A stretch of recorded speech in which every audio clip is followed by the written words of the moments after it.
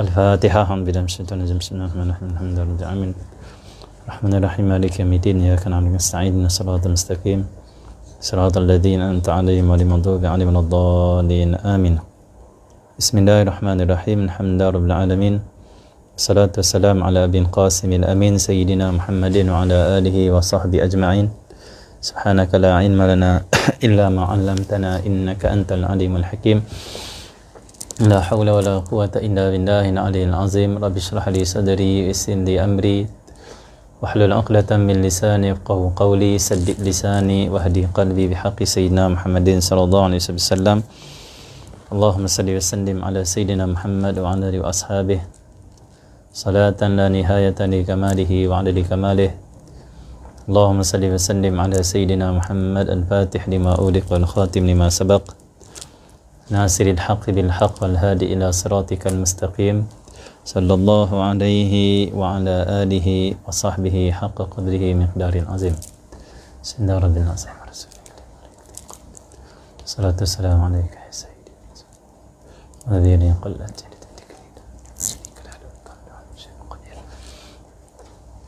Alhamdulillah, syukur pada Allah Subhanahu wa taala kerana pada malam ini, malam yang penuh keberkatan, iaitu malam Rabu. Malam Rabu adalah malam yang sangat mulia kerana hari Rabu adalah hari yang Allah ciptakan nur, dan majlis ilmu adalah nur, dan wuduk yang kita ada sekarang adalah nur. Allah SWT Muhammad. Maka Allah SWT Muhammad, kita ada 3 nur utama ketika kita berada dalam majlis ini. Dan ada sebahagian ulama juga mengatakan Allah SWT Muhammad, hari Rabu adalah hari yang mulia. Ada satu hadis Nabi SAW, di antara Zuhur dan Asar hari Rabu, doa mustajab. Siapa yang ada banyak hajat, maka gunakan hari Rabu. Ada setengah orang hanya hari Jumaat. Sebenarnya hari Rabu pun ada hadis Nabi SAW. Di antara Zuhur dan Asar pada hari Rabu adalah saat mustajab, saat dibukakan pintu langit, saat dipanggil apa, doa tak akan ditolak oleh Allah Subhanahu wa taala. Maka siapa ada hajat yang banyak, maka esok adalah hari yang menjadi peluang untuk kita semua untuk berdoa pada Allah Subhanahu wa taala. Kerana kita di akhir zaman, sangat banyak hajat kita pada Allah Subhanahu wa taala. Itu kemuliaan hari Rabu.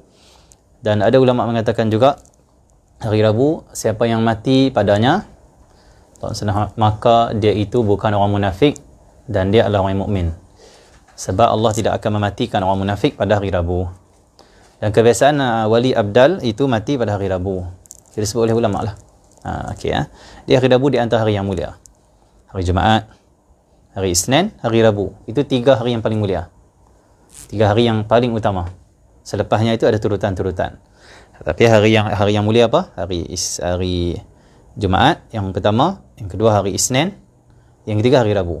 3 ranking hari-hari yang terbaik, yang penuh fadilat, yang ada kelebihan di sisi Allah Subhanahu wa taala. Hari-hari pun ada, hari lain pun ada kelebihan, tapi 3 hari ini dia paling banyak kelebihan, paling banyak barakah, keistimewaan yang diberikan oleh Allah Subhanahu wa taala.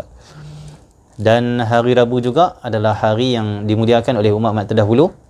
Allah Muhammad, umat-umat terdahulu mereka akan berpuasa pada hari Rabu jika tak diturunkan balak pada hari Selasa. Duduk atas kapek boleh?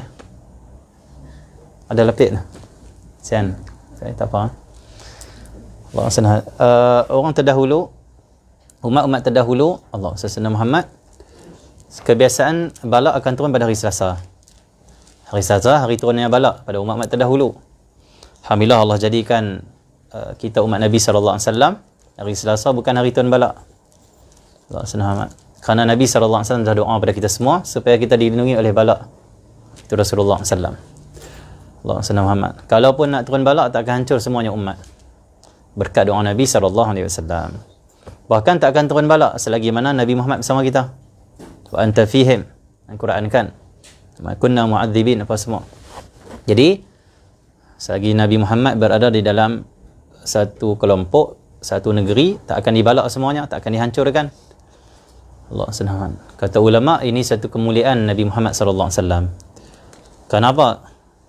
Nabi SAW diutuskan oleh Allah bukan setakat menyelamatkan orang yang mengikuti dia, yang beriman dengan dia.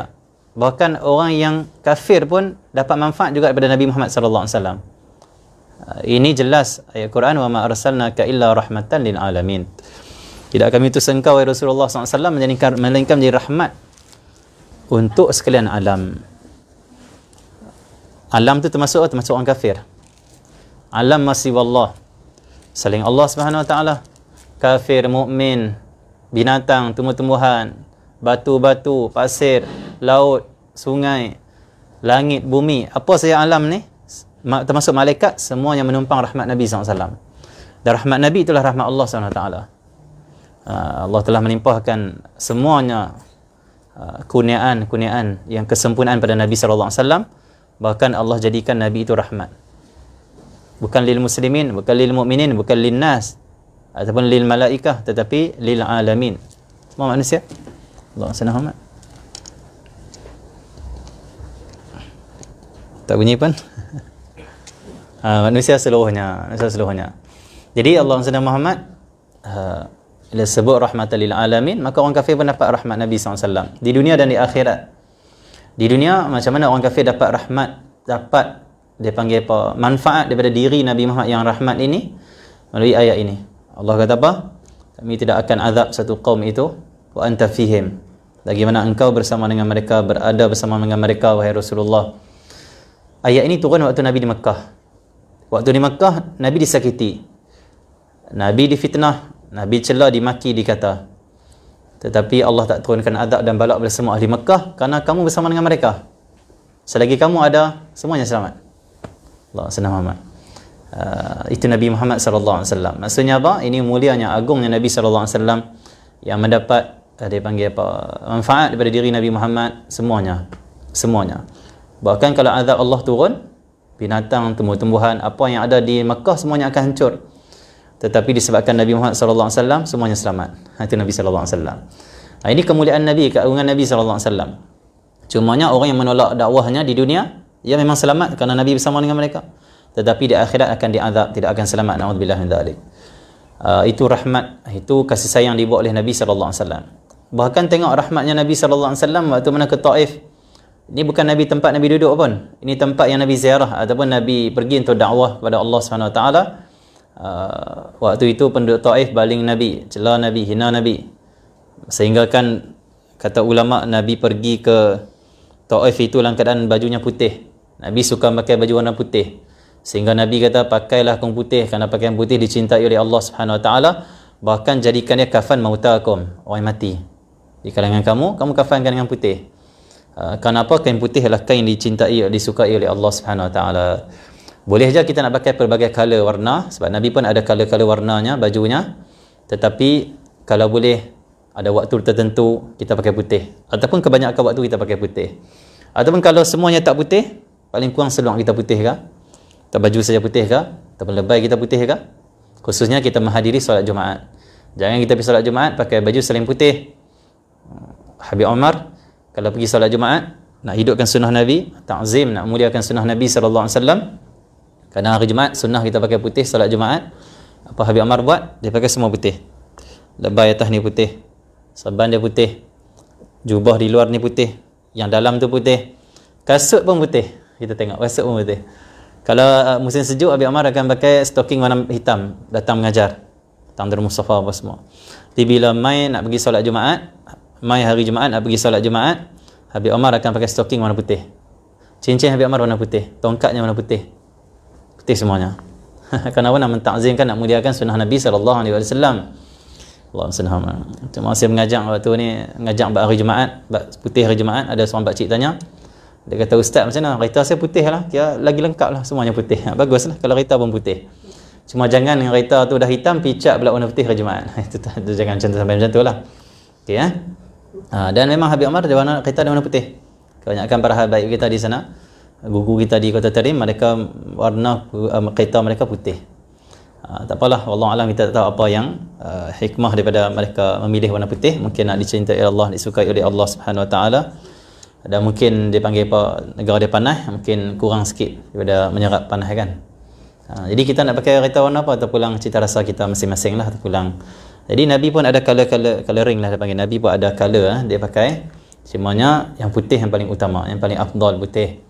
Okey, jadi Allah Subhanahu kecuali hari raya itu kata ulama afdalnya dalam fuqaha dalam mazhab Syafi'i yang paling afdal adalah pakaian yang paling elok, bukan dekat warna tapi yang paling elok. Kalau hitam paling elok pakai hitam. Kalau putih pakai elok pakai putih. Hijau paling elok pakai hijau. Yang paling elok ataupun yang lebih harganya sikit, yang kita tengok elok, pakai tu nampak cantik, elok, kemas, yang tu diutamakan. Warna apa pun tak apa. Afdal macam tu, sunnah macam tu. Kalau hari Jumaat, walaupun pakaian putih itu dah lusuh, dah ada tai lalat, dah dia makin dia panggil pada tak elok, macam dah tak elok lah, tetap afdal pakai dia. Kenapa? Putih paling utama pada hari Jumaat. Okey, Allahumma salli Muhammad. Dan kita pakai baju putih dengan harapan, dengan niat semoga Allah putihkan hati kita. Hati kita gelap dengan dosa. Kita nak Allah putihkan, cahayakan hati kita dengan berkat mengamalkan sunnah Nabi sallallahu alaihi wasallam. Cuma yang orang perempuan utamalah pakai, dia panggil apa, pakaian yang tidak menarik perhatian. Okey, warna-warna tidak menarik perhatian. Kita apalah Allah sallallahu Muhammad cerita apa tapi kat kain putih dia. Cerita umat Nabi Muhammad sallallahu alaihi wasallam tengok pi Taif pakai baju putih. Nabi ditemani oleh anak angkatnya Sayyidina Zaid bin Harisah. Allah Subhanahu diteman. Pi ke Taif dakwah tapi dihalau di baling batu. Allah Subhanahu sampai baju Nabi habis lekat dengan darah, sampai dalam kasut Nabi dikatakan penuh dengan darah. Allah Subhanahu Nabi berlari keluar daripada Taif, sembunyi di satu tempat. Allah Subhanahu dan kata Sayyidina Zaid bin Harisah bila menceritakan pengalamannya menyekat ataupun menghalang orang baling batu pada Rasulullah, tapi dia tak mampu untuk halang kerana dia seorang. Orang baling daripada depan, baling daripada tepi, baling daripada belakang, ada yang duduk atas tembok, duduk atas bumbung rumah, baling juga daripada atas. Macam mana nak kawal Nabi SAW? Sayyidina Zaid bila duduk di belakang Rasulullah SAW, orang baling daripada depan. Dia duduk di tepi Rasulullah, orang baling daripada belakang. Dia duduk, dia panggil apa? Sisi Rasulullah, orang baling daripada sisi sebelah sini. Macam mana nak lindungi Rasulullah SAW? Boleh seorang saja. Tapi dia usaha semampu yang boleh. Kerana semua ini menjadi saksi nanti di akhirat kita bela Nabi SAW. Sebab itu kita ni buat kuliah ke, buat majlis ke, jangan duk kata nanti orang tak hadir semua, orang tak main ramai, orang tak tahu, buat sedah.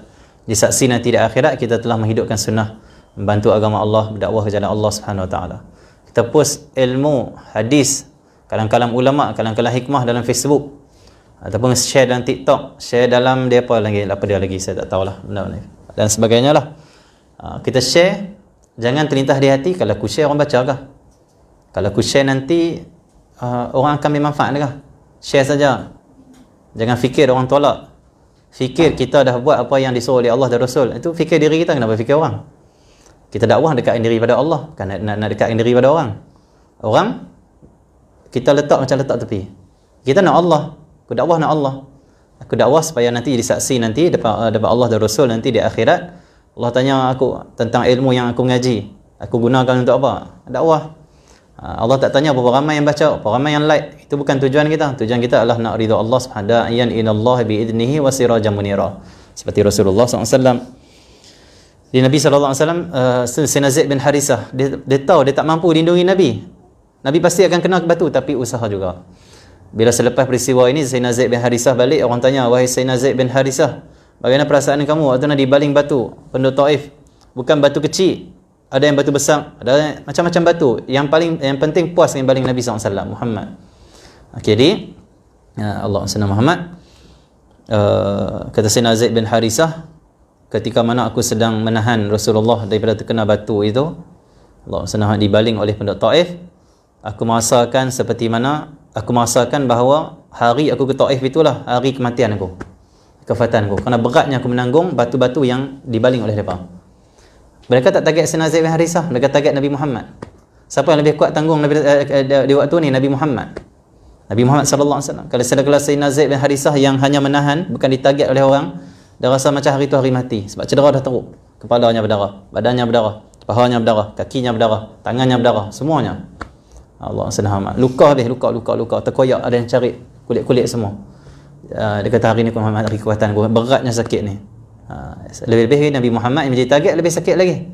Tapi sabar Nabi Muhammad, rahmah Nabi Muhammad. Bila datang malaikat diutus oleh Allah, malaikat kata, wahai Rasulullah, kami ni malaikat utusan Allah yang menjaga bukit-bukit di Taif.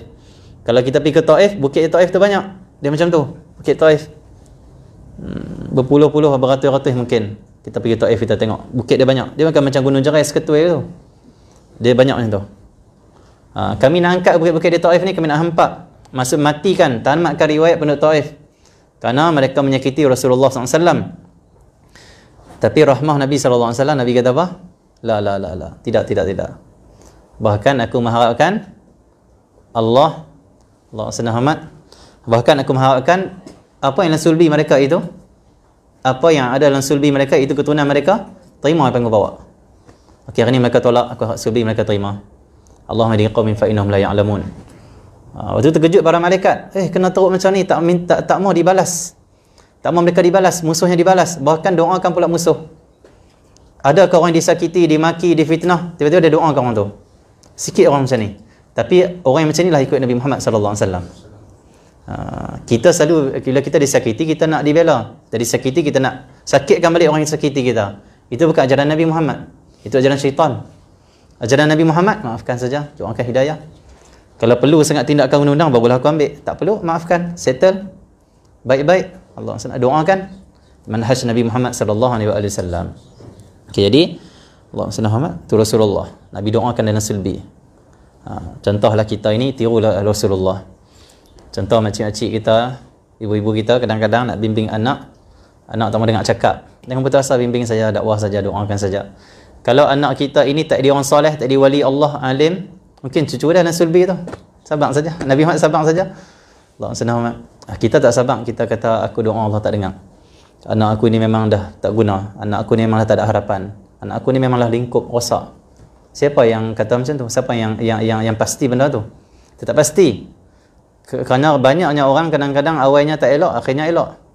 Mungkin selepas kita mati, anak kita dia orang soleh, jadi wali, dia doakan kita, bagus. Tak boleh putus asa dan tak boleh menyumpah anak-anak kita. Kerana apa yang kita menyumpah itu akan jadi. Alhamdulillah min dzalik. Kerana doa ataupun kata-kata ibu itu Allah kabulkan. Jadi jaga-jaga, jangan kita rosakkan anak dengan kata-kata kita. Kita kena tiru Nabi Muhammad. Macam mana? Ada Nabi maki penduduk Taif. Anak kita baling batu berdarah banyak mana dah, tak ada apa berdarah. Dakwah tu pada anak tu, dakwah pada anak. Jangan fikir dakwah tu maksudnya kena pergi masjid ceramah, bukan. Dakwah tu apa? Siapa yang bersama kita, kita sampaikan. Dan sebelum nak sampaikan, kata Habib Omar, hendaklah kamu kena jadi kawan tu rasa dia dihargai oleh kamu. Kerana kata Habib Omar, sekurang-kurang dakwah itu, orang duduk dengan kamu, dia rasa dihargai. Cukup. Jangan orang duduk dengan kita, orang kata, orang rasa, dia macam lekehkan aku. Kau ambil vaksin lagi. Kau tak ambil vaksin lagi. Macam mana dakwah orang? Dia orang, tak payah tanyalah yang tu. Tanya apa kabar sihat ke, kaifahalukum bi khair tayyibin. Cukup. Ni, vaksin lagi. Sedangkan kalau vaksin, geng. Kata vaksin, anti vaksin. No, bukan hidup macam tu. Kalau pun nak tanya kau vaksin lagi, tak vaksin lagi, bila nak ambil? Kita aku tengok dululah. Semoga Allah beri kesihatan, insya-Allah. Kesihatan daripada Allah SWT. Cukup selesai. Kita ada pandangan, dia ada pandangan. Tapi demi menjaga silaturahim, kita memilih jalan tengah. Jalan tengah apa? Doakan kesihatan, doakan kebaikan, doakan keselamatan pada semua umat Islam. Selesai? Kita pula yang tak mau ambil vaksin ni, pandang siapa pada ambil vaksin. Doa, kau ambil vaksin tak lagi? Ambil dah. Dia kena macam nak ambil dah. Semoga tak mudarat. Semoga sihat. Semoga kebaik-baik saja. Semoga Allah sihat kita semua. Selesai? Jadi Allah Muhammad, kalau kita duduk dengan orang rasa dihargai, tak rasa macam kita nak hentam dia, nak kutuk dia, nak kata dia, nak hina dia, itu dia panggil permulaan dakwah. Dan itu sekurang-kurang dakwah, kata Habib Omar. Kalau kamu tak boleh macam tu, kamu bukan pendakwah. Kamu hanya penghina, pencaci, pemecah belah, pengutuk, itu saja. Kita duduk dengan orang rasa orang kita. Macam nak hargai orang? Pandang dia umat Nabi SAW. Pandang dia hamba Allah. Kenapa kita nak hina dia? Ia ada maksiat, ia dosa. Ya, dosa tu dengan Allah, ya dosa dia hina. Tapi diri dia mulia, dia anak Adam, dia umat Nabi Muhammad. Nabi sayang dia, Nabi harapkan dia masuk syurga. Takkan kita nak harapkan dia masuk neraka? Kalau dalam hati kita ada sedikit sebesar debu rasa nak orang masuk neraka, kita bukan pengikut Nabi. Kita bukan orang ikut dakwah Nabi. Kita bukan orang ikut sunnah Nabi, akhlak Nabi. Kita kuliah di Sunnatul Mustafa, dianjurkan oleh Sunnatul Mustafa. Allah SWT. Online kita ni dianjurkan oleh Sunnatul Mustafa. Nama pun Sunnatul Mustafa. Habib Omar namakan Sunnatul Mustafa, madrasah ini. Sunnah Al-Mustafa. Sunnah tu banyak. Akhlak kita ikut Nabi sunnah, ibadat kita ikut Nabi sunnah, pakaian kita ikut Nabi sunnah, cara makan kita ikut Nabi sunnah, cara tidur ikut Nabi sunnah, cara bergaul ikut Nabi sunnah, cara menghormati orang ikut Nabi sunnah, memaafkan orang sunnah, sangka baik pada orang sunnah. Semua silaturahim, bersatu sama kita, satu hati, saling hargai, sunnah. Semuanya sunnah. Menjaga mata juga sunnah, menjaga lidah sunnah, menjaga pendengaran sunnah, menjaga makan sunnah. Semua sunnah. Sunnatul Mustafa. Semua kita ikut sunnah Nabi sallallahu alaihi wasallam insya-Allah. Jadi di antara sunnah-sunnah Nabi apa? Duduk dengan orang dihargai. Dihargai Allah Subhanahu wa taala. Nabi sallallahu alaihi wasallam satu hari datang dalam hadis Nabi dan riwayat Imam Tirmizi. Disebut juga hadis ini dalam kitab Syama'il Muhammadiyah. Datang seorang pada Rasulullah, datang majlis Nabi, asyarul qaum. Dia ni orang paling jahat dalam kaum dia. Digelar dia pula paling jahat, kedebeh, keras kepala masam, semua orang gelarlah Allah Subhanahu wa taala.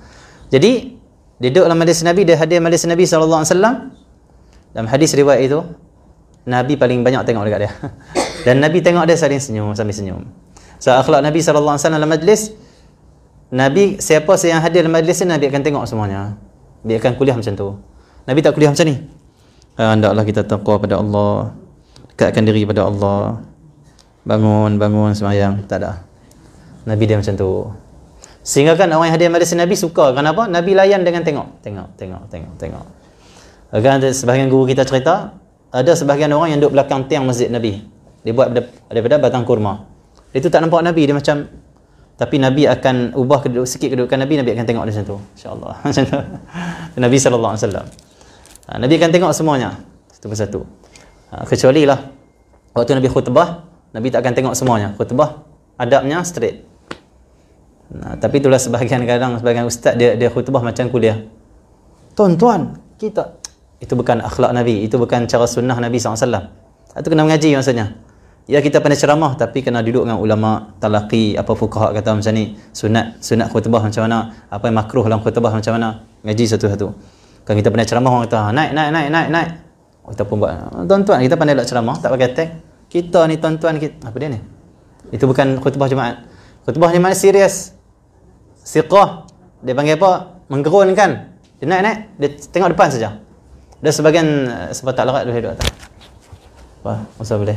Fadhal. Itu pun di antara akhlak juga yang perlu kita amalkan. Habib Umar kalau datang dalam majlis dia orang tua-tua, orang yang maksudnya uzur atau sakit, tak larat. Habib Umar tengok, Habib Umar kata, sini duduk depan. Sanak dinding Habib kata. Sanak, semua orang tua-tua sanak dinding semua duduk depan Habib kata. Sebab kita tak mau susahkan orang tua, bila duduk lama dia akan sakit pinggang. Dia akan kebas kaki. Dia nak saat-saat dia nak ubah tu segan. Dia segan sebahagian tu dia segan nak ubah, nak sedap kita pilih duduk atas kursi. Tak ada masalah apa? Boleh? Boleh. Dalam majlis Habib Umar ada duduk atas kursi, ada semua. Biasalah kebas tu biasalah. Tu dunia, kehidupan dunia. Nanti masuk syurga tak ada kebas nanti. Seronok semua. Dan syurga makanlah nangka ke, cempedak ke, semua tak ada angin, insya-Allah semuanya sedap, masya-Allah. Di dunia makan ni angin, makan ni sakit, makan ni sikit urat. Dia apa syurga makan semuanya, dokong, mansat semua makan. Insya-Allah. Jadi Allah Subhanahu Muhammad dia macam tu, di antara akhlak-akhlak kita macam tu. Kita kena memahami orang, hargai orang. Ada seorang baru ni tanya saya. Dia kata, "Ustaz, saya pergi mengaji dengan seorang ustaz. Saya ni dah tua, dia kencing manis," dia kata. Dia tua lah, dia main hadir majlis kita. Dia pencen lah. Tiap malam dia main mengaji, alhamdulillah. Dia kata saya mengaji dengan seorang ustaz tu, dia ngajak Quran. Saya tertidur depan dia, saya duduk depan kali, saya tertidur. Sebab saya kencing manis, dia kata. Saya kadang letih ngantuk, tertidur. Tidur ustaz tu marah dia, muda lagi. Dia kata kalau nak tidur jangan duduk depan. Main mengaji nak tidur, Tidur di rumah. Saya terasa, ustaz, adakah boleh seorang guru waktu tu? Saya kata dari segi adab menyalahilah, sebab kita ini ya memang adabnya tak boleh tidur dalam majlis, tapi itu bagi orang yang mampu tak tidur, tidak ada sakit uzur. Bagi orang uzur tidur je lah, nanti dapat rahmat. Tidak boleh, insya-Allah. Cuma online tu jangan tidur lah. Kalau online ni maksudnya mampu dengar. Tapi masalah mengaji online ni macam mana? Elok nak buka, syaitan kata apa? Lenguh tu kalau duduk lama, baring, ambil mata baring, tak tepi tengok ustaz. Dia kata kalau buka mata tak khusyuk lah, sebab anak duk main apa. Pejam mata sikit, tengok kuliah dengar tak apa dah. Yang penting tak khusyuk, dia dengar ustaz tu cakap. Tutup. Dan bila main hati, aku tak boleh aku nak dengar live ustaz ni. Syaitan akan kata apa? Syaitan kata esok ada rakaman ada, esok ulang balik lah. Ingat balik minit mana tinggal, esok ulang. Tak ada masalah apa, tidur. Dia tidur, esok nak ulang, main kuliah lain pula. Akhirnya dia kata apa? Dah kuliah baru lah, kuliah yang lepas lah. Ambil yang baru saja lah. Terlepas ilmu. Jadi, dia bagi orang uzur dalam majlis kita, uzur masing-masing, dia panggil kemampuan masing-masing. Kecuali pelajar-pelajar kita yang muda-muda yang tidak ada kencing manis, tidak ada letih, tidak ada sakit. Maksudnya muda, kuat. Allah SWT. Yang ni kita perlu tegur secara baik-baik ataupun kita marah boleh saja. Jangan tidur dalam kelas, boleh. Nak didik maksudnya nak bentuk Tapi orang yang uzur, kenapa kita nak bentuk banyak lagi? Dia tak mampu. Maka kita pilih cari jalan untuk selesaikan dia dalam majlis itu lebih baik. Supaya dia datang majlis, saya tahu ustaz tu bagus dah. Saya datang majlis, saya dihargai, saya duduk selesa, saya mudah dengan dia. Yang penting saya dapat ilmu. Kalau saya tak dapat ilmu, saya letih pun saya hadir dapat rahmat cukup. Alhamdulillah. Jadi macam tu jadi itu kita banyak akhlak ulama-ulama kita di Kota Tarim macam tu kita sangat kena jaga orang tua. Laisa minna man lam yuqtir kabirana. Bukan daripada kalangan kami, kata Rasulullah, orang ikut sunnah kami. Siapa orang yang tidak menghormati orang tua. Wala yarham saghirana. Dan tidak merahmati, menyayangi, mencintai, mengasihi kanak-kanak, budak-budak kecil macam tu Okey, jadi Allah Muhammad, kita nak cerita bagi sampai situ. Di Nabi SAW doakan apa? Nabi doakan Silan Sulbi mereka dapat hidayah, dapat Islam. Kalau kita dakwah pada orang tolak, kita bergaduh dengan seorang kawan, kawan kita buat tak elok kat kita, kita nasihat dia tak berubah, dia kutuk pula kita, dia sakiti pula kita, dia fitnah pula mungkin. Apa akhlak kita? Akhlak kita, ya Allah hidayahkan dia. Akhlak kita apa? Husnuzan. Kalau dia tak terima, mudah-mudahan Sulbi dia terima, Zuriat dia terima nanti. Apa yang aku sampaikan yang baik ni. Kita tegur kawan sikit saja, yang baik marah. Oi, apa ni? Dia kutuk kita pula. Kau nak tegur aku. Kau siapa? Kita husnuzan, mudah-mudahan Sulbi dia dah dengar apa yang aku dakwah tadi. Habib Amar rajak kita. Habib Amar kata apa? Kalau kamu nak pergi dakwah, kata Habib Amar, kamu niatkan dakwah kamu, sampaikan ilmu tu, niat kamu kepada orang yang hadir. Yang kedua pada yang dalam Sulbi mereka. Kalau aku berdoa, ya Allah, aku niat doa aku ni pada orang yang hadir dan juga yang sulbi mereka. Apa dalam sulbi itu maksudnya keturunan dia. Keturunan dia, Pak. Ya Allah. Supaya nanti lahir budak-budak yang hadir majlis lahir ayah-ayah, ibu-ibu yang hadir majlis ilmu supaya lahir dan sulbi mereka itu orang yang pernah dengar dakwah. Kalau kita niat sampai. Okay, kita macam tu, dakwah kita macam tu bil mahabbah, bil rahmah, bil akhlaq al-karimah, akhlak yang mulia. Asal orang rasa dihargai. Barulah kita boleh nyampaikan dakwah. Ni orang pun benci kita, orang geram kita, orang nak marah kita, macam ni kita nak hajak orang. Itu akhlak Nabi SAW. Jadi jangan pernah putus asa untuk mohon pada Allah Subhanahu Wa Taala. Kita ikut Rasulullah, kita husnuzan dengan Allah, husnuzan dengan Nabi Muhammad SAW. Jangan pernah putus asa dengan anak-anak kita, dengan cucu kita. Yalah ni dia buah, dia tak dengar cakap. Mungkin ke depan dia wali, kita mana tahu. Urusan Allah SWT. Urusan kita dengan Allah tu paling penting. Urusan apa? Sampaikan. Nasihat, doa. Itu serah. Kita kacau urusan Allah. Wah, budak ni tak baik. Bila nak baik? Itu urusan Allah. Kenapa? Bagaimana? Bila urusan Allah? Urusan kita sampaikan. Supaya Allah tanya nanti, kau dah bimbing anak engkau, cucu engkau? Ya, dah bimbing. Aku dah sampaikan dah, ya Allah. Dan Allah tak akan tanya, dia ikut tak? Cukup. Selesai. Dah kamu ke syurga. Allah panggil anak kita. Mak kamu dah sampaikan? Ya, mak aku dah sampaikan. Kamu ikut? Ya, saya ikut. Ya, dah ke syurga. Itu saja. Kamu tak ikut? Tak ikut. Kalau Allah ampunkan dia, masuk ke syurga. Kalau Allah tak ampunkan, dia kena azab. Itu saja. Yang penting, sampaikan. Sebab ni akhir zaman. Kita dah tak ada waktu. Kalau kita tak nasihat, tak peringat anak-anak kita, habis. Dia problem yang berlaku di zaman kita ini, balak musibah, kerosakan yang berlaku ini kerana di rumah dah tidak ada tarbiyah. Kata guru kita di Kota Tarim, khususnya Al-Habib Wakal Al-Adni. Kenapa? Ibu dan ayah sendiri sibuk bekerja, sibuk dengan handphone, sibuk dengan dipanggil diri mereka, sehingga kan ada rumah-rumah orang Islam yang tak gerak anak-anak solat. Dengan alasan nak gerak apa, semalam tidur lama main game, biarlah kat dia. Nampak? Padahal kewajipan dia gerak. Dia bangun tak bangun itu nombor 2. Gerak dulu. Suruh dulu. Dia tak bangun juga. Kita dah gerak. Kurang-kurang lepas dengan jawapan kita nanti dengan Allah SWT. Tapi problem lah anak kita tak semayang ni. Dia bangun nanti pagi, dia nak makan pagi, nasihat lagi. Suruh solat lagi, qadha itu ini. Istighfar, taubat pada Allah SWT. Ada rumah-rumah, kata Habib Wakal ada ni, ada rumah-rumah orang Islam pada hari ni, dah tak sebut pada anak-anak dia, zina tu haram. Buka aurat tu haram. Bahkan dia hanya kata trend, tak apalah ini nak study, tak apalah lelaki perempuan. Ada nak keluar kawan dengan kawan-kawan, friend saja. Friend saja, bukan couple ke, friend saja. Dia tak kata ini zina haram, dia kata zina tu haram. Akhir zaman. Jadi kita macam mana? Jangan ikut arus tu. Jangan ikut arus pada nama lagi. Arus pada nama ni macam dalam tu ada fitnah, dalam tu ada kebaikan ada, dalam buruk ada, sesat ada, semua ada. Jangan ikut sangat arus pada nama ni. Lawan arus tak apa. Kalau bagus jangan lawan arus, kita naik kat atas tebing jalan pelan-pelan lagi bagus. Apa nak lawan arus sebab menyusahkan diri kita. Tak perlu nak pick up kena lawan orang. Kita perbaiki diri kita keluar daripada arus tu, keluar. Kita tetap ikut pegang dengan akhlak Nabi, dakwah Nabi, apa yang dibuat oleh Rasulullah SAW, hadir malik ilmu, perbaiki diri kita, zikir pada Allah, solat duha jangan tinggal, solat dia panggil apa, witir jangan tinggal. Cuba selawat pada Nabi Muhammad. Jangan ikut sangat apa yang orang bicarakan pada hari ni.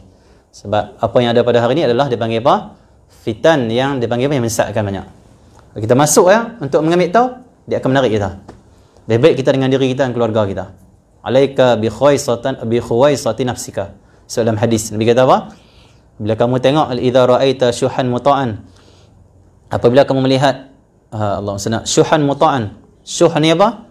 Bakhil. Allah SWT, yang tersangat-sangat bakhil. Bakhil bahasa Melayu, bahasa Arab pun bakhil.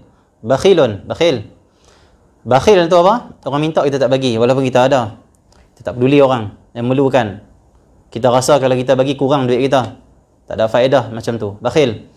Kedekut. Dia nak duit dia untuk dia saja. Ni bakhil. Ada satu lagi dia panggil apa? Syuhun. Yang ni terlalu bakhil. Terlalu bakhil macam mana? Allah SWT Muhammad. Orang minta dia tak bagi walaupun dia ada. Allah, kalau dia tak bagi, dia kalau dia bagi pun tak kurang pun, tapi tak mau bagi. Sebab bagi dia, duit aku ni hak aku, jangan siapa minta. Lepas tu kawan dia nak bagi. Mula-mula orang minta ke dia, abang main RM5 saya tak makan lagi. Saya tak boleh bagi, kata dia. Walaupun dalam duit dia, dalam poket dia RM5,000. Pergi kat sebelah, kawan sebelah. Abang, tolong bagi saya RM5, kawan dia. Dia kata, kau simpan je duit kau, jangan bagi kat dia ni. Rugi. RM5 tu boleh beli macam-macam, kata dia. Pada bagi kat orang. Simpan je, kata dia. Dah kalau dia bakhil, apa yang ada pada orang pun dia bakhil. Dia bakhil, tolong bakhil untuk orang. Dia syuhun. Tolong bakhil untuk orang. Kan ada? Abang nak tolong kakak. Kita adik, abang nak tolong kakak sebab kakak tengah susah lah ni. Mungkin dia ni lah ni PKP, gaji dia setengah saja. Teman diberhentikan kerja. Allah SWT. Abang nak tolong. Adik tahu, adik kata apa? Tak payahlah tolong abang, hang peduli keluarga hang, sudahlah. Simpan duit hang tu. Buat simpanan banyak sebab kita ke depan nanti, ke depan pun mungkin esok mati, duduk ke depan, bila ke depan tu. Esok mungkin mati. Tapi tolong orang boleh bawa ke pihak akhirat dah. Tak ada orang nampak. Jadi Allah SWT, adik halang. Bila kau minta tolong adik, adik tak mau. Bila orang abang nak tolong adik, adik halang lagi. Syuhun ni banyak di akhir zaman, kata Nabi SAW. Ada ke tak ada penyakit ni? Penyakit umat akhir zaman. Penyakit umat akhir zaman. Bismillahirrahmanirrahim.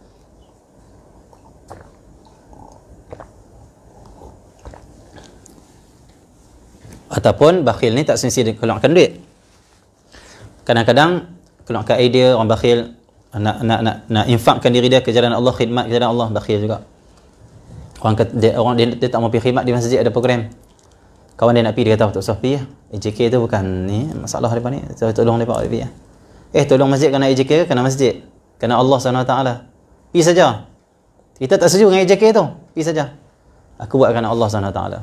Bila orang ni dia kedekut untuk khidmat, dia bagi alasan banyak. Lepas tu kalau orang nak pergi, dia tak payah pergi lah. Dia bakhil, lepas tu dia tolong bakhil dekat orang. Dia nak orang pun bakhil juga. Okay, jadi ni syuhun ra'aita, idza ra'aita syuhan muta'an. Bila kamu melihat bakhil yang sangat ni, yang sangat-sangat ni, lampau ini, Allah SWT dah orang taati.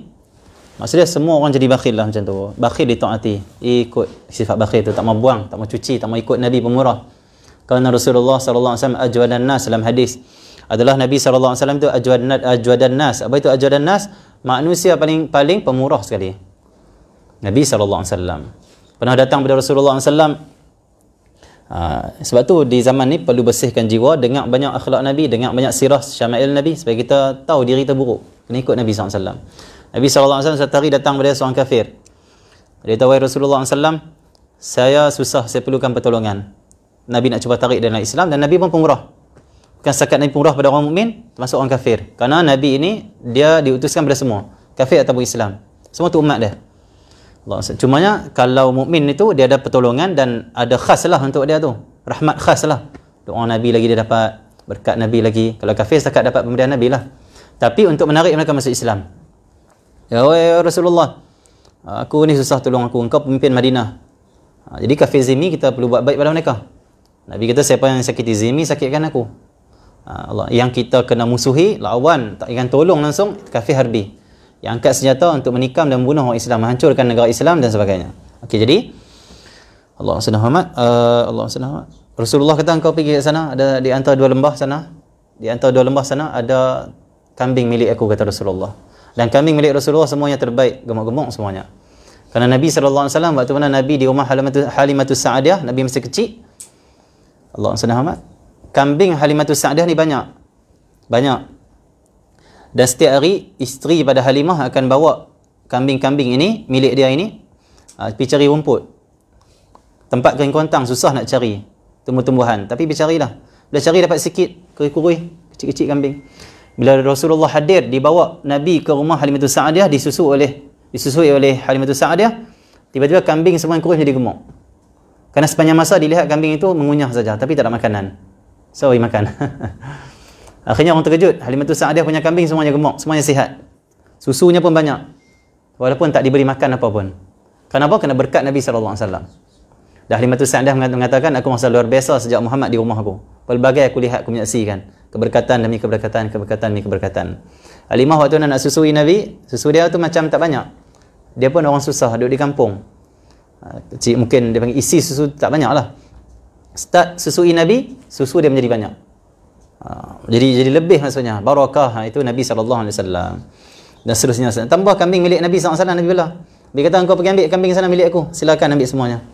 Aku beri pada engkau. Aku tolong engkau. Orang tu pergi tengok. Ingat 1-2 ekor. Tengok-tengok banyak. 300 ekor kambing disebut oleh Al-Imam Qadhi Iyad. 300 ekor kambing. Seekor kambing yang sihat sikit lah ni harga 1,000. 1,000 kali 300 apa? Berapa? 300,000. 300,000. Impak sekali mata 300,000. Nabi SAW tak heran pun. Nabi SAW orang paling pemurah sekali. Ada orang impak 300,000 zaman lah ni. Mungkin ada, tapi dia pakat korporat. Kawan dia korporat, 2-3 orang. Seorang 30,000. Ataupun peruntukan itu, peruntukan ini. Dia sendiri, poket dia usaha kerja tiap hari 300,000 keluarkan, ada tak? Ada mungkin kita tak jumpa lah. Tapi kebiasaan tak ada lah. Ada tu dia panggil pakat. Tekan duit dia. Duit kerajaan, duit peruntukan, duit itu, duit ini. Tapi Nabi Muhammad senang saja. Pergi ambil semuanya. Akhirnya orang tu balik ke kampung dia. Semuanya kafir kampung dia. Semuanya kafir, tak ada Islam. Dia kata semuanya masuk Islam. Dia belum masuk Islam. Tapi dia kata semuanya masuk Islam. Semuanya masuk Islam. Aku jumpa Muhammad yang luar biasa, yang pelik, dia kata.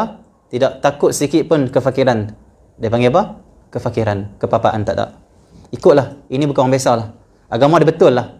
Tuhan dia memang betul lah tolong dia. Kita bergantung pada Allah. Tuhan Muhammad ni yang betul-betul kuat. Yang bagi rezeki. Allah. Patung-patung kita boleh bagi apa? Muhammad tengok 300 kambing. Dia tak takut. Dia bergantung pada Allah. Dia tak takut. Jom semua masuk Islam. Akhirnya satu kampung ikut dia ni masuk Islam semuanya. Kerana pemurah Nabi SAW. Kita bakhil macam mana dakwah. Kita bakhil macam nak dekati orang. Kita bakhil macam mana nak hargai orang. Kita bakhil macam mana orang nak dengar nasihat kita. Datang tu yang nasihat kami hang pun bakhil lah. Kalau nak pergi kedai makan, engkau duk faham-faham saja. Kami faham-faham pada engkau, engkau faham-faham pada kami. Faham tak? Ada orang macam tu kan. Dia pergi kedai ya. Waktu nak bayar dia macam kawan dia tengok dah semua. Dia macam lah kawan dia bayar dia kata, bayar dah. Allah tak dah sempat, tak sempat nak bayar. Minggu depan kawan ajak minum macam tu juga, lambat bayar juga, orang lain bayar dulu. Sampai orang kata susah nak makan, nak rasa duit dia ni. Senang. Sampai macam tu, tak bagus. Orang macam ni akan dijauhi oleh orang. Al-bakhilun, Nabi SAW dalam hadis. Bakhil ke? Nabi kata, al-bakhil ni kata Rasulullah, jauh dengan manusia. Jauh dengan Allah, jauh dengan syurga. Bakhil. Orang bakhil, dia akan jauh dengan manusia. Sebab nak duduk dengan manusia bakhil? Dia akan jauh dengan Allah. Allah tak suka orang bakhil. Allah suruh kita pemurah, pemurah, pemurah. Dan dia jauh dengan syurga Allah SWT bakhil. Selalu infak, tu tanda ahli syurga. Tanda ahli syurga. Okey ya. Ada seorang baru ni yang duk mengaji kita Ramadan dulu datang. Anak dia bahagian media, Firdaus. Yang jaga media kita di Al-Star. Ayah dia baru meninggal lebih kurang seminggu lepas. Ayah dia ni sebelum meninggal dunia, ayah dia seorang yang soleh, seorang yang baik. Seorang yang banyak tolong orang, infak. Pernah jadi ketua kampung, tolong orang banyak, dakwah apa semua. Dan dia suka infak. Waktu Ramadan tu dia datang Ramadan buka puasa dengan kami semua, tarawih dengan kami, daurah dengan kami di Darsa Al-Star. Dia selalu beli makanan, beli buah tambah untuk makan buka puasa. Orang yang akhlak, tidak pernah kata pada orang, tak cela orang, cakapnya lembut. Dia sebelum dia meninggal, baru ni duduk di hospital. Sebelum dia meninggal, pagi tu dia bank in duit dia banyak pada orang, pada jiran. Dia bagi seorang 100. Dia call orang tu minta maaf, kau ni minta maaf. Petang Khamis, iaitu seperti mana kata ulama, siapa meninggal lepas asar hari Khamis, dia dikira mati hari Jumaat, dapat fadilat mati hari Jumaat. Ada sebahagian riwayat kata tidak terkena fitnah kubur.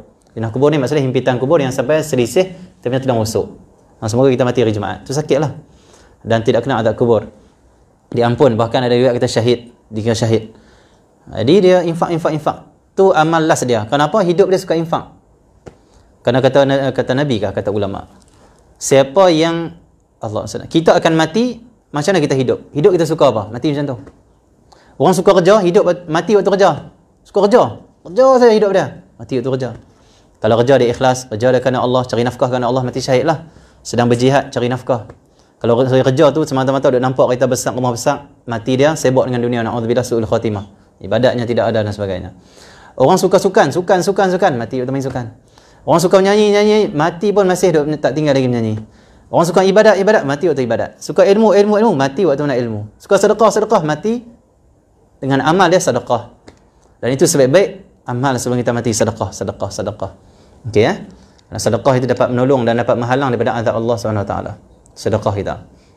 Sedekah itu dia macam benteng daripada api neraka. Kalau kita sedekah sikit, benteng kita kecil je. Kena juga api neraka. Kalau kita sedekah banyak, banyak. Nabi kata sedekahlah kamu walaupun sebelah tamar, sedekah. Okey ya, sedekah macam tu Okey, jadi Allahumma salli Muhammad.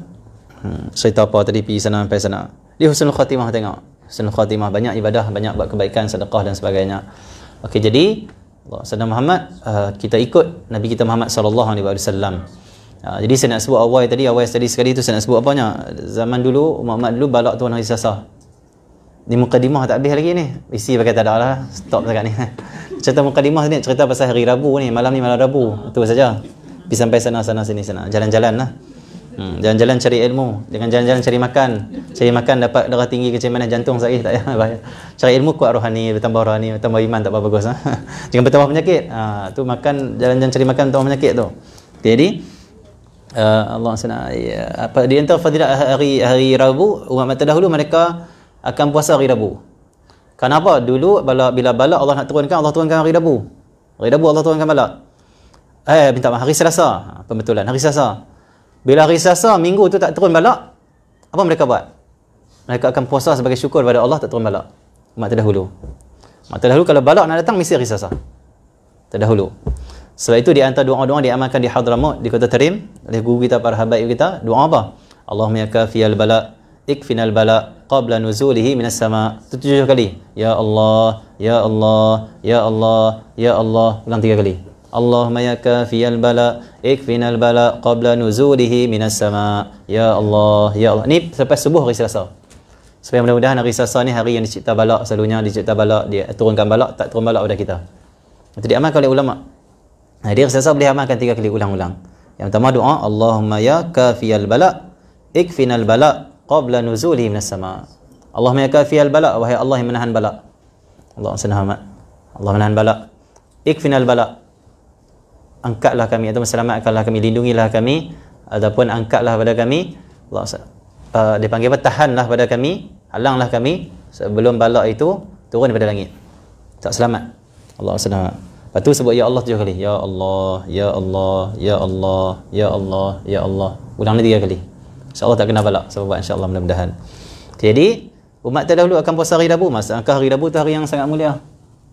Lewatlah, minta maaf. Saya ingat nak kuliah setengah jam ya. Allah sangat kesian kat orang lewat-lewat ni yang tak boleh. Kat Alustang, kat Kedah, kat Darsa tak apalah. Kuliah sampai 10 lebih pun. Orang muda-muda dengar. Okay, jadi maksudnya orang yang maksudnya depa ni lewat dia tak kisah. Lepak sampai 1 ke 2 malam tu. Kita tekan dengan depa lagi, lepak dengan ilmu lah maksudnya.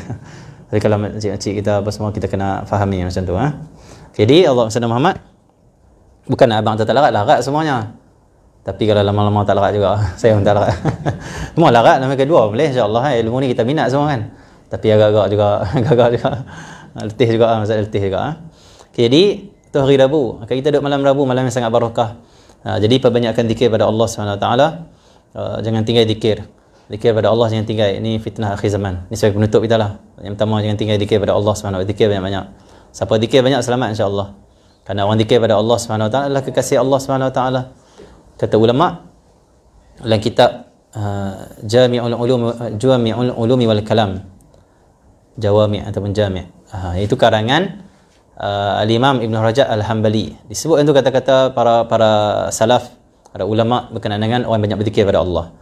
Kata dia, orang yang kata ulama salaf, orang yang banyak berzikir pada Allah itu tanda Allah cinta pada dia. Kerana orang tu bila dia cinta, dia banyak sebut tu. Akan banyak sebut apa yang dia cinta. Man ahabba syai'an akthara min dhikrih. Barang siapa cinta sesuatu atau cinta seorang, dia banyak sebut orang tu. Dia banyak sebut sesuatu tu. Allah sedang Muhammad. Okey, jadi orang yang banyak zikir, banyak sebut nama Allah, maksud dia cinta Allah. Bahkan orang yang dia cinta Allah ni, memang Allah bagi kat dia banyak sebut, banyak sebut, banyak sebut.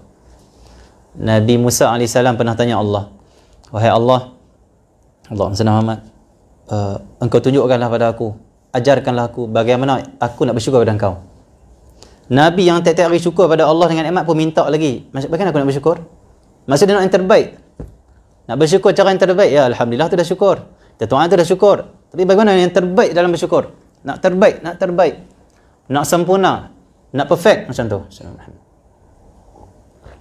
Kita kadang tak ikut macam Nabi-Nabi, kita nak yang paling mudah. Ustaz tu kata duha ni sebaiknya kita baca sekian sempurna macam Nabi SAW. Dia akan tanya apa? Ustaz kalau tak baca surah tu apa? Bukan dia nak usaha pergi hafal ke, pergi letak Quran depan ke, baca juga. Ustaz boleh macam tu. Kalau Nabi-Nabi Rasul, oh perfect, aku nak perfect lagi, aku nak lagi sempurna lagi. Macam tu Nabi-Nabi dulu. Tapi tak apalah, yang penting kita buat. Jangan kita kutuk pula kawan kita macam tu. Mungkin dia tak mampu betul, jadi kita raikan saja, yang penting buat. Okey, ada setengah ustaz kata kita kena buat 100. Ustaz buat 10 boleh? Macam tu.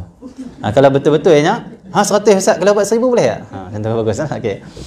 Jadi Allah sedang Muhammad, Nabi Musa tanya, ya Allah, bagaimana aku nak bersyukur pada engkau? Sempurna syukur macam mana? Kata Allah, wahai Musa, siapa yang banyak berzikir pada aku, selalu berzikir pada aku, dia adalah hamba aku yang bersyukur. Mana-mana hamba aku yang tidak berzikir pada aku, kata Allah, orang tu adalah kufur dan nikmat aku. Siapa nak jadi hamba yang bersyukur, banyak zikir. Siapa yang tidak banyak berzikir ataupun tinggalkan zikir, tidak berzikir pada Allah siang dan malam, maka dia dikira hamba yang kufur dan nikmat Allah SWT. Itu kata Allah pada Nabi Musa AS. Maksudnya siapa nak banyak bersyukur, banyak zikir. Siapa nak sikit syukur, sikit zikir. Dan siapa tak berzikir, kufur nikmat. Kufur terus nikmat. Bila kufur nikmat, inna azabi lasyadid. Azab aku pedih, kata Allah. La in syakartum la azidannakum. Jika kamu syukur, aku tambah lagi nikmat. Nak bersyukur macam mana? Zikir banyak-banyak. Zikir. Zikir apa ni? Paling kurang zikir pagi petang, kata Al-Imam Haddad dalam kitab Risalah Muawanah. Saya duk fikir lah, banyak zikir ni. Zikir macam mana ni? Tak ada tu nak buat kerja macam mana? Mudah ya? Okay, kita bagi jalan yang mudah. Tetapi sempurna. Cari yang mudah tapi sempurna tak apa. Jangan cari mudah sampai tak sempurna, tak boleh. Tak bagus itu.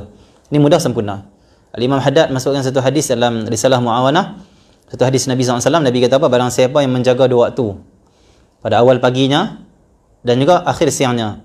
Untuk berzikir pada Allah SWT. Dia dikira oleh Allah SWT, dikira seumpama orang yang berzikir sepanjang hari, siang dan malam. Kita nak macam tu. Berzikir 2 waktu ni. Apa? Pada subuh mai terbit matahari, kalau tak boleh terbit matahari pun paling kurang 10 minit 20 minit pergi kerja, ataupun dalam kereta masa pergi kerja boleh. Zikir dia tak semesti kita hadap kiblat. Zikir tak semesti kita kena duduk atas sejadah. Di mana saja boleh berzikir pada Allah SWT. Allah sebut dalam Quran, Allah SWT, ya ayyuhallazina amanu dzkurullaha dzikran katsira wasabbihuhu bukratan wa asila. Hai mereka yang beriman, berzikirlah pada Allah dengan sebanyak-banyak zikir, sebut Allah banyak-banyak, kata Allah. Lepas tu sebut untuk apa? Untuk ingatlah, untuk ingat Allah. Wasabbihuhu bukratan wa asila, dan tasbihlah kepada Allah pagi dan juga petang. Dan banyak al-Imam Allah sedang termasuk Imam Ibn Rajab Hanbali juga menyebut dalam kitab dia, dia menyenaraikan ayat-ayat Quran yang sangat banyak. Ayat Quran berkenaan dengan apa? Allah kata bukratan wa asila, bukratan wa asila. Pagi petang mesti zikir, pagi petang mesti zikir, mesti tasbih. Maka ulama mengatakan pagi dan petang, itu awal siang dan akhir siang, jangan tinggalkan zikir. Siapa tak tinggal 2 waktu ni berzikir kepada Allah, hadir malai ilmu termasuk zikir, maka dia dikira berzikir sepanjang hari. Macam tu. Dan rohani dia pun macam berzikir sepanjang hari. Cuma ni cara mudah sempurna. Itu agama Nabi SAW macam tu. Agama Rasulullah macam tu. Ada yang berat. Ini untuk siapa yang boleh amal. Ada yang maksud dia ringan tapi sempurna. Silakan siapa nak amal. Itu agama Nabi SAW. Siapa tak boleh bangun sembahyang malam, buat apa? Sembahyang isyak berjamaah. Selesai. Dia daripada maghrib sampai subuh dia tak mampu ibadat. Tak mampu berzikir sembahyang tu, nak tidur. Nabi kata apa? Siapa yang solat isyak berjamaah, dia dikira orang yang ibadat sembahyang malam. Daripada maghrib, terbenam matahari sampai masuk subuh. Macam tu. Allah senang. Bukan itu subuh.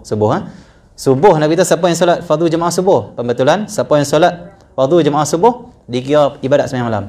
Dan siapa beribadat solat isyak berjemaah dikira ibadat separuh malam. Separuh malam. Tapi kita bangun jugalah sikit, 5.30 bangunlah sikit.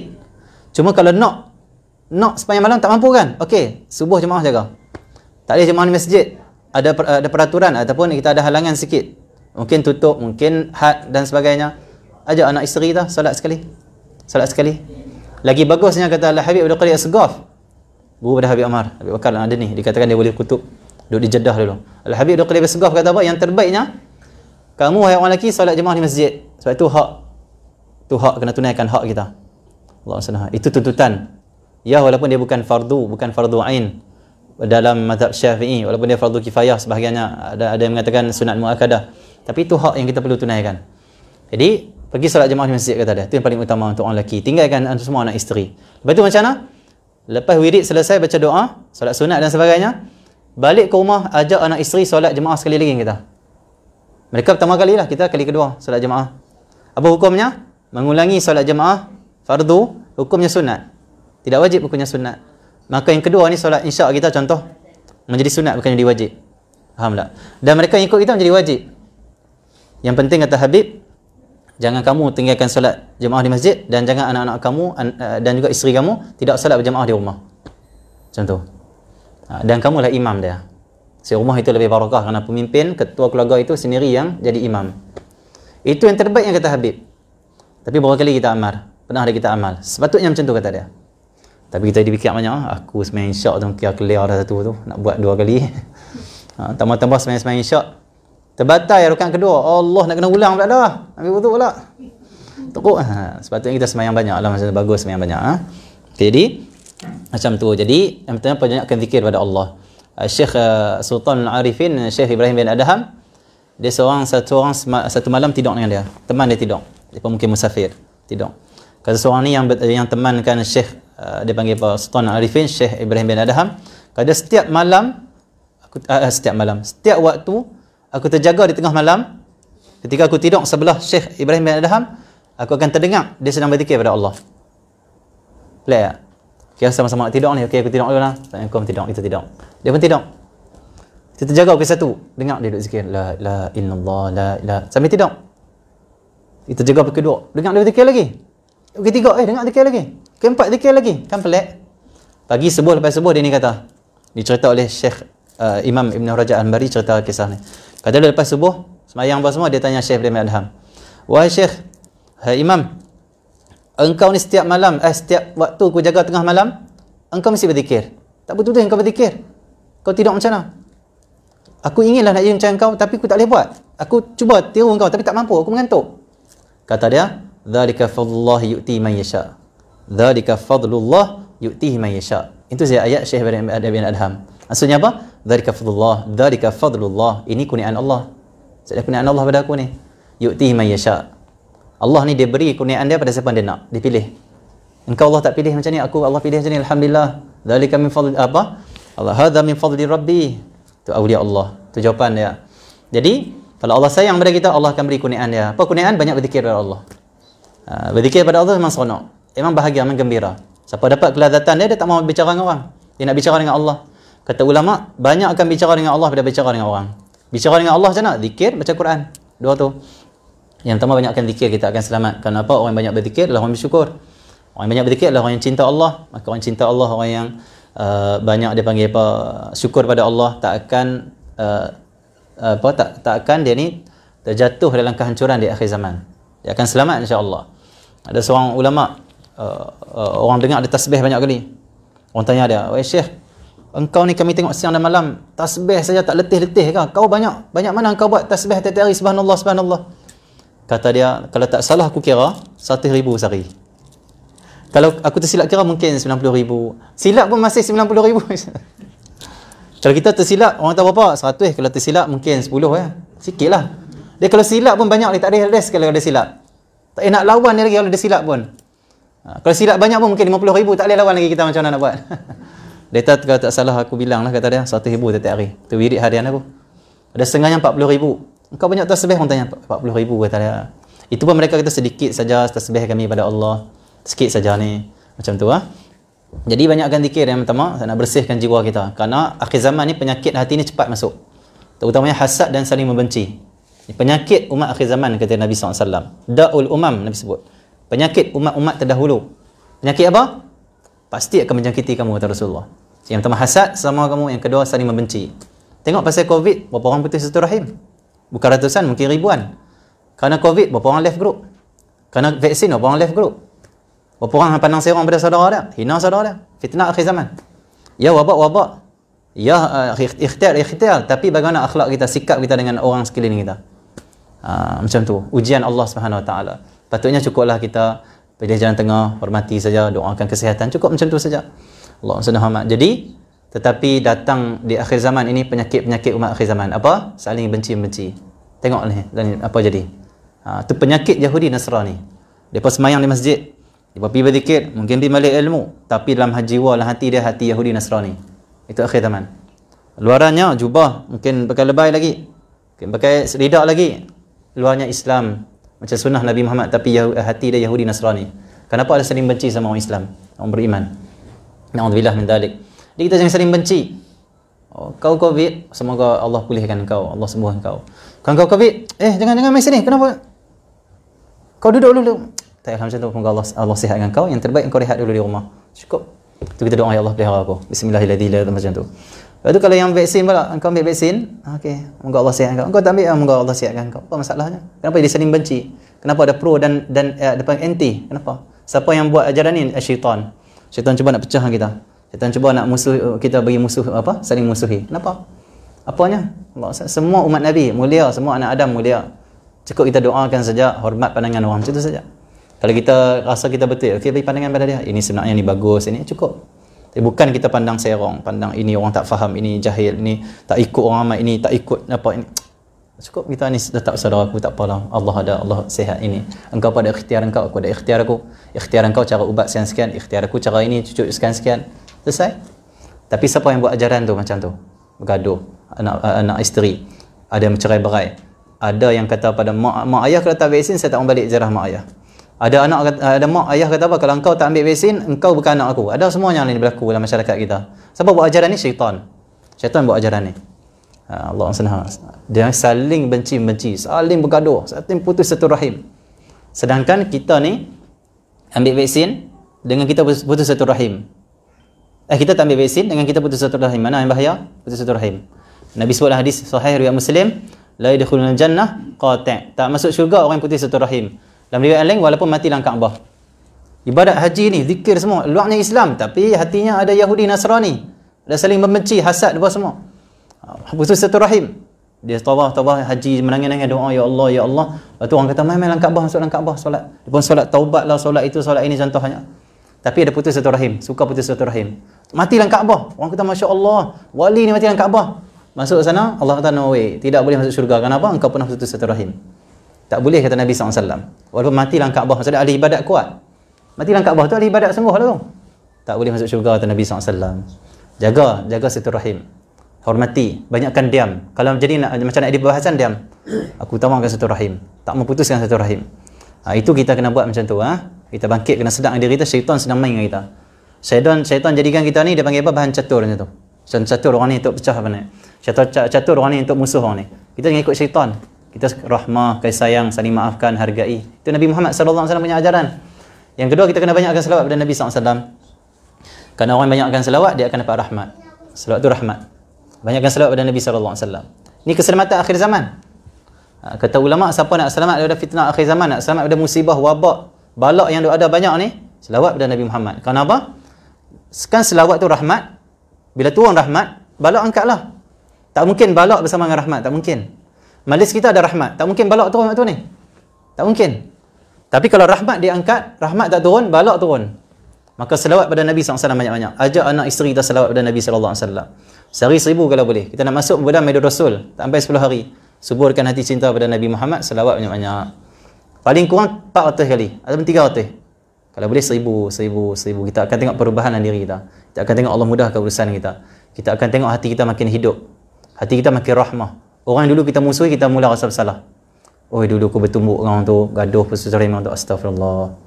Sebab berkat nur salawat pada Nabi Muhammad. Akhirnya dia call. Assalamualaikum, Kak. Kosong-kosong lah no, Kak. No. Kita duduk bergaduh tu. Kak tu hang ni mimpi apa? Saya berselawat kata Nabi SAW. Kan bagus? Kata Kak pun selawat lah banyak. Kita pakai selawat pada Nabi SAW. Hati dia nur. Mula nak kembali ilmu. Mula nak buat benda baik menur. Yang ketiga, perbanyakkanlah kita ini Allah menjaga solat-solat sunat yang sangat penting. Fardu dah jaga. Yang pertama, jangan tinggal solat duha. Ini selalu dipesan oleh ulama-ulama kita di Tarim. Yang pertama, jangan tinggal solat duha. Paling kurang kalau boleh 4 rakaat. 2 boleh, paling kurang 4. Kerana ada hadis riwayat Imam Tirmizi, Nabi bersabda, yang maksudnya barang siapa yang solat 4 rakaat di awal siangnya, waktu pagilah, duha lah, maka Allah akan cukupkan semua keperluan dia pada hari itu. Kita macam-macam tak cukup ni akhir zaman, zaman fitnah ni, macam-macam tak cukup, tak lengkap, tak boleh ke sana ke sini apa semua. Solat 4 rakaat insya-Allah selesai. Yakin buat insya-Allah. Yakin buat. Allah akan mudahkan kita. Allah senang. 4 rakaat paling kurang. Nak buat satu salam boleh, 4 terus boleh, 2 pun boleh. Dan kalau elok lagi 8 rakaat. Silakan. Yang mampulah. Okey. Yang kedua, jangan tinggal solat witir. Solat witir. Allah senang. Kerana Nabi ada hadis, Nabi kita celakalah orang yang tidak ada witir dalam satu malam. Celaka kata Nabi SAW. Sampai ulama mazhab Maliki mengatakan wajib mengkonas dengan witir. Siapa tak solat, dosa dah. Wajib. Witir dalam mazhab Maliki wajib. Tapi dalam mazhab kita sunat muakkadah, sangat dituntut. Kita tak mau disebut oleh Rasulullah macam tu. Sampai macam tu Nabi beratkan witir, maka solat witir jangan tinggal. Solat witir. Ulama di Tarim, di Hadramut, tiap-tiap malam sembahyang witir 11 rakaat, bukan 3, 11 tiap malam. Kawan kita pernah jumpa dengan Al-Habib Salim Asy-Syatiri, mudir Ribat Tarim. Jumpa dia kata, kamu solat sunat witir berapa rakaat? Pelajar ni jawab, "Wahai Habib, kami solat 3 rakaat." Kita 3 rakaat bukan witir untuk orang penuntut ilmu. Penuntut ilmu 11 rakaat witir kata dia. Jenuh kita nak buat. Kalau macam kita bukan penuntut ilmu lah, kita cinta-cinta ilmu saja. Kita penuntut ilmu berat. Bukan wajib maksudnya apa? Penuntut ilmu kena lebih macam tu maksudnya. Nak jadi ulama kena lebih macam tu. Okey. Tapi kalau kak kita, makcik-makcik kita, abang-abang kita, ayah-ayah kita tak mampu buat 4 rakaat, tak larat nak berdiri. Okey, duduk. Tak larat duduk. Boleh baring. Sambil solat duha macam ni, baring macam ni. Allah SWT. Ni dia panggil apa? Tak bantai sikit kah? Ngiring macam tu. Ni kiblat macam tu. Boleh. Tapi nak melentang tak boleh. Sekat tu saja yang diberi oleh ulama. Kat tu saja yang boleh. Ini untuk solat sunat. Orang tak larat apa semua dia macam-macam. Allah SWT. Okey ya? Boleh. Esok pagi tak depan ruang tamu macam tu, duduk dalam telekung semua duduk tu. Oi, mak siapa ni? Sudah. Aku salat duha lah. Aku salat duha. Salat duha boleh macam ni? Dia tak boleh. So, nak macam mana mak dah mampu dekat ni saja. Yang penting salat. Tapi janganlah sampai macam tu. Kalau boleh duduk jelah. Allahu Akbar 4 rakaat. 8 rakaat. Jadi tambah-tambah orang muslimat jangan tinggal solat duha, kerana muslimat pada hari ini menjadi target utama syaitan. Kita keluar ya, syaitan sudah main duduk tepi kita. Tambah duduk rumah pun syaitan duduk tepi kita. Kenapa? Dia nak bagi emosional kita naik. Kalau keluar dia nak bagi kita ni rasa macam nak tarik perhatian. Ataupun yang yang jenis tak mau laki ni, dia akan tarik apa? Dia tarik lidah. Dia cuba letak madu di lidah. Letak madu apa? Madu sedap mengumpat. Weh, isu baru kan tak tahu kot. Isu baru? Macam biasa. Jom. Cakap.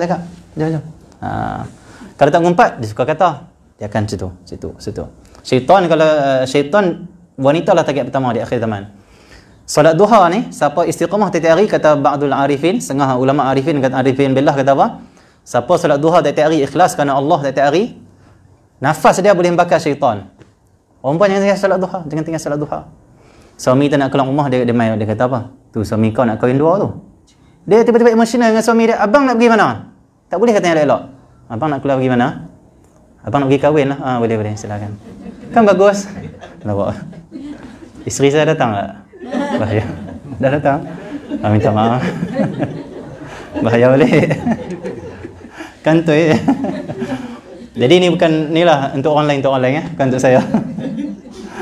Okay, dia emosional lah, abang nak pergi mana? Jadi kalau syaitan tak tekan dia akan tenang, dia akan macam tu. Okay, jadi orang perempuan menjadi target utama syaitan. Maka orang yang Allahumma salli Muhammad, orang yang istiqamah salat duha, kata ba'dul arifin, syaitan tak boleh dekati dia. Kenapa? Nafas dia boleh bakar syaitan. Ada satu kisah Habib Amar cerita, ada seorang di tengah ibadat dalam masjid, ada seorang tidur dalam masjid. Tapi orang ibadat dalam masjid ini selamat dari syaitan kerana orang yang tidur. Bukan orang tidur selamat daripada syaitan kerana orang yang solat.